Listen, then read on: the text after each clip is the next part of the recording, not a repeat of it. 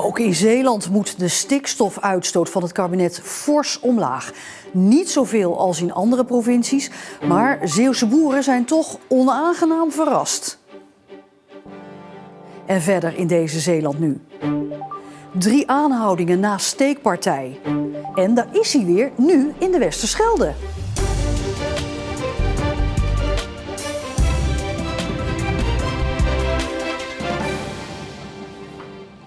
Goedenavond. Zeeland moet gemiddeld 12% minder stikstof gaan uitstoten. Al zijn er sommige plekken in onze provincie waar de stikstofuitstoot met wel 95% terug moet. Dat heeft het kabinet vanmiddag bekendgemaakt. Zeeland lijkt er met een gemiddelde van 12% nog genadig vanaf te komen in vergelijking met andere provincies. Het kabinet wil dat Nederland in 2030 50% minder stikstof uitstoot. Stikstof is afkomstig uit industrie, auto's en ook uit veeteelt en is een bedreiging voor natuurgebieden. Al jaren is bekend dat de overheid de uitstoot fors wil terugdringen. Bouwprojecten kwamen stil te liggen omdat die activiteiten ook weer stikstof zouden uitstoten. Ook wil de overheid boeren uitkopen in de buurt van natuurgebieden. Dat leidde al tot felle demonstraties, waarbij ook Zeeuwse boeren van zich lieten horen. Ja, en bij het provinciehuis van Zeeland in Middelburg, daar staat verslaggever Niels Schuurbiers. Niels, ja, valt het nou mee of tegen voor Zeeland? Ja, dat is maar net hoe je het bekijkt. Ten opzichte van andere gebieden in Nederland valt het mee, want daar moet er nog veel meer stikstof worden teruggedrongen. Maar ja, ben jij een van die boeren die in zo'n gebied zitten, waar het dan ook al is het maar 12% gereduceerd moet worden, dan sta je nog steeds voor een hele grote opdracht en valt dit nog steeds tegen. Ja, je staat bij het provinciehuis. Hoe reageert het provinciebestuur? Die vinden het jammer dat er zo gefocust wordt op landbouw, omdat die maar een relatief klein aandeel hebben in de stikstofneerslag in Zeeland. En ook hadden ze natuurlijk al wel rekening gehouden met bepaalde uitkomsten van dit rapport, maar toch zat er ook nog wel een flinke verrassing in.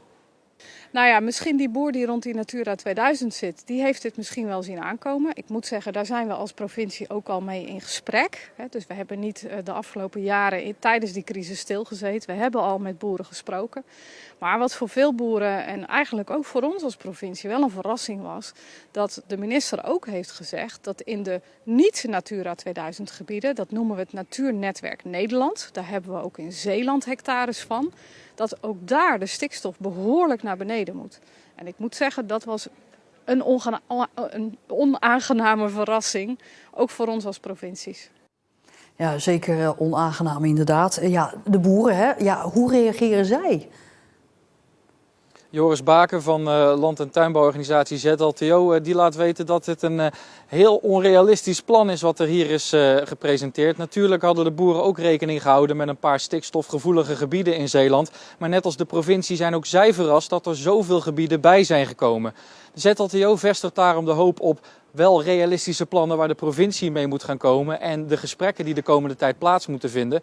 Want de provincie heeft tot 1 juli volgend jaar om deze opdracht concreet te maken en echt duidelijk te maken wat er moet gebeuren in Zeeland. En tot die tijd zal het voor alle betrokkenen onduidelijk blijven wat er nou moet gebeuren met het stikstofprobleem in de provincie. Dankjewel, Niels Schuurbiers. En meer over dit verhaal op onze site.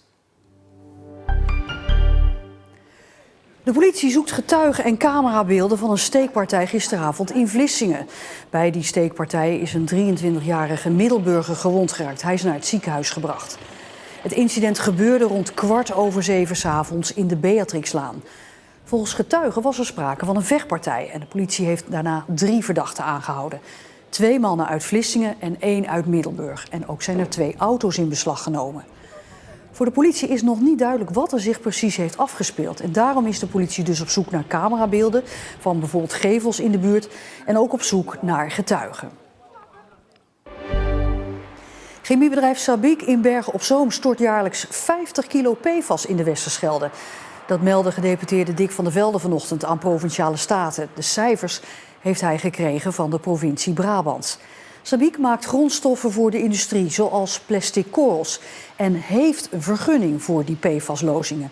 Wel wil het bedrijf haar PFAS-uitstoot met 90% gaan terugdringen. Statenleden reageerden vanochtend verbaasd en willen dat Sabic helemaal geen PFAS meer uitstoot. Grootste vervuiler op de Westerschelde blijft nog altijd het bedrijf 3M in Antwerpen, dat tot voor kort 3000 kilo per jaar aan PFAS loosde. Van bidons tot jelletjes. Er is aardig wat afval langs de weg gevonden na de etappes van de ZLM Tour in Zeeland. Robin Valentijn uit Capelle sprong op zijn bakfiets om zijn omgeving weer schoon te maken.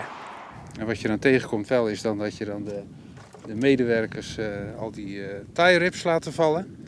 Er heel veel van gevonden. Die ruimen de hekken op en laten al tie rips knippen ze los en gooien ze op de grond. Ik snap niet waarom. De wielrenners hebben vaste plekken op de route waar ze hun afval kunnen weggooien. Maar vooral buiten het dorp lagen toch veel bidons en jelletjes van de wielrenners. Ondanks de troep kan Robin wel genieten van de koers. Ik zie ook wel dat heel veel mensen het wel hun best doen. Maar ik vind het juist jammer dat die paar het nou net verknalden voor heel hun beroepsgroep. Terwijl het toch heel goed kan. En dat is zonde. Maar ik kan er echt wel van genieten. Ja hoor. En de ZLM Tour reed vandaag in Limburg en zal de komende dagen door Brabant rijden. Acteur Bruce Willis maakte onlangs bekend dat hij stopt met zijn werk vanwege afasie. Heel goed, die openheid en die aandacht, vindt Deel Lefrand uit Kerkwerve.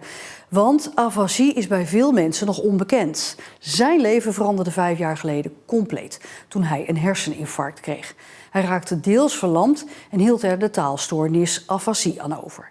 Jawel, en dan, oh, wat wil je dan? Maar wat wil je? Op. Het zit goed in je hoofd, Ja. hè, wat je wil zeggen. Ja. Maar het letterbakje is door elkaar gegooid. Dus het is echt de aansturing naar de mond, die is beschadigd door het infarct. En dat is ingewikkeld, want aan Deel zie je niet dat hij moeite heeft zijn woorden te vinden. Na zijn herseninfarct raakte hij aan zijn rechterkant verlamd. Maar ook praten moest hij opnieuw leren. En dat zal door zijn afasie nooit meer zo gaan als vroeger. Wat we eigenlijk beide wel ervaren als zijn grootste beperking. Dat is wel niet leuk. Maar, Nee. ja. Maar ik ga niet... Tom je uitlaten. Nee, Meenemen. nee, mee. Ja, en de zorgboerderij. Nee. Helemaal goed. We hebben een speciale therapie gevolgd. PAC-training heet dat. De Partner Afasie Conversatietraining. Heel belangrijk. Kan ik iedereen aanraden die een partner heeft met afasie om te volgen. Heel waardevol. Ja, dus dat heeft ons wel tools gegeven om de communicatie dat is... te verbeteren. Ja. Ja. Onlangs maakte acteur Bruce Willis bekend te stoppen met zijn acteerwerk vanwege afasie. Dat zo'n beroemdheid ervoor uitkomt is knap, vinden Betty en Deel. Dat is waar. Maar ik weet niet meer... Oké. Dat is, ja... Ik vind het, voor hem is het heel verdrietig. Want ik weet aan de lijve zeg maar, wat het is als je dus samenleeft of afasie hebt. Ik denk voor de publiciteit is het wel heel goed. Omdat er gewoon ruim 30.000 mensen in Nederland zijn die afasie hebben. 90% daarvan vereenzaamt heel erg. Dus ik denk dat het heel goed is dat er meer aandacht voor gevraagd wordt. Omdat mensen die afasie hebben, er hangt ook een zeker stigma aan vast. Het lijkt ook alsof mensen niet helemaal goed bij de hoofd zijn of dingen niet snappen. Dat is waar. Jij gebruikt het wel als excuus, ja. Maar dat is wel, als je bijvoorbeeld, als je iets aan Deel vraagt, het lijkt soms ook alsof ze gedronken hebben bijvoorbeeld. Je hoort wel eens een keer als er bijvoorbeeld iemand met afasie een taxi belt of bijvoorbeeld 112 nodig heeft, een alarmnummer. Ja, het lijkt dan alsof mensen gedronken hebben, niet goed uit de woorden komen. Dat is lastig, terwijl ze begrijpen het goed. Het is alleen de aansturing naar de mond die het heel lastig maakt om iets te zeggen. Maar de belangrijke dingen, die weet hij gelukkig weer te zeggen.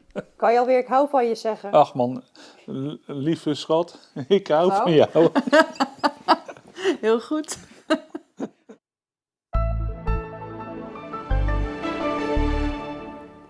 Er waren vandaag mooie perioden met zon, maar ook waren er wolkenvelden. Met een maximumtemperatuur van zo tussen de 20 en 22 graden was het een aangename dag. En we gaan dus inderdaad een paar overwegend zonnige dagen tegemoet, waarbij de temperatuur zeker dit weekend nog tussen die 20 en 23 graden gaat schommelen. En we besluiten met de bultrug. Want dit zoogdier dat de afgelopen weken meerdere keren voor de Zeeuwse en Belgische kust is gezien, is opnieuw gespot. Vandaag gebeurde dat in de Westerschelde, tussen Terneuzen en Breskes.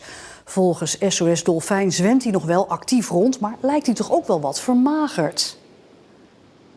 Over het algemeen kunnen bultruggen best wel goed in kustwateren leven. Maar bij dit dier hebben we wel gezien dat hij wel mager is. En dat hij ook wel een wat slechtere huid heeft. En dat geeft toch wel wat zorgen.